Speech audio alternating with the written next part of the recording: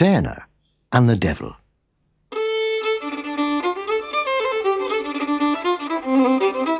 There was once a shoemaker whose name was Seadna. He lived by himself in a little cottage in the very middle of Ireland. He was a great man for eating and drinking and playing cards. Not a wake or a wedding for 5 miles around, but there you would find Seadna, sitting in the chimney corner with a pipe in his mouth and a glass in his hand. As he was walking home late one night, a stranger spoke to him. "You're out late, Seadna," said the stranger. "And if I am," said Seadna, "what's that to you?" "I've had my eye on you for a long time," said the stranger. "How would you like to have all the money you wanted for a whole year, with never a worry about where it came from?" "I wouldn't object at all," said Seadna. "Well," said the stranger, "I'll give you all the money you want for a whole year and 3 wishes besides, if you'll come along with me at the end of that time. For I am the devil," said he, "and you're the sort of man I want in my company."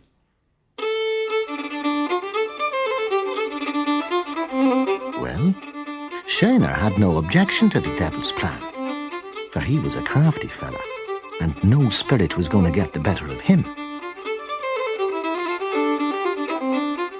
"It's a bargain," he said. "Now let me name my wishes." "Name them," said the devil. "and they're yours." "I have a little stool," said Seadna, "and my first wish is that whoever sits on that stool will stick there till I release him." "I grant your wish," said the devil. "Now here's my second wish," said Seadna. "I have an apple tree, and I wish that whoever plucks an apple from that tree will stick there till I release him." "I grant your wish," said the devil. "And here's my third wish," said Seadna. "I have a leather purse, and I wish that whoever puts his hand in that purse will stick there till I release him." "I grant your wish," said the devil. So the bargain was completed. The devil shook hands with the shoemaker and walked away into the night. The next day, Seadna found that his pockets were full of money, and every day for a whole year he never lacked gold or silver. Time passed so quickly that he hardly realized the year was up, until he heard the devil's voice at the door one morning. "Hurry up and prepare for the road."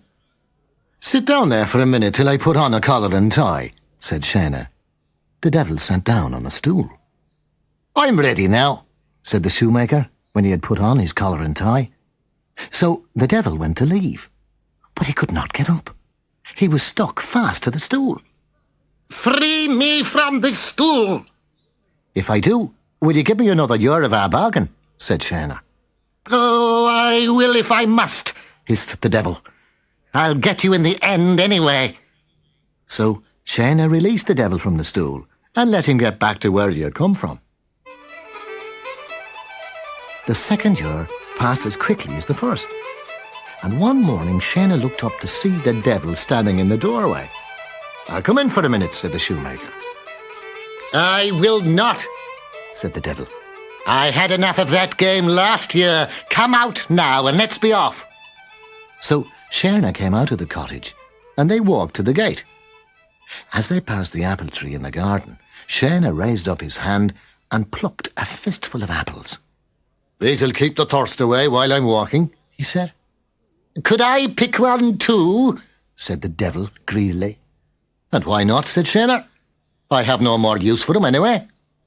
The devil raised up his hand to pluck an apple. His hand stuck fast to the tree. "Free me from this tree!" yelled the devil. "If I do, will you give me another year of our bargain?" said Seadna. "I will if I must," said the devil. "I'll get you in the end anyway." So Seadna released the devil from the apple tree and let him go back to where he had come from.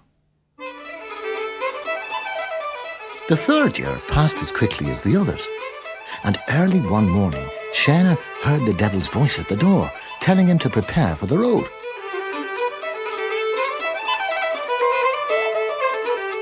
As soon as he was ready, he set off with the devil, and they walked side by side until they reached a town. There was an inn by the side of the road. "I've a gold piece left in my pocket that belongs to you," said Seadna. "Would you like to have one drink for the road before we leave the town?" "Well, yes," said the devil.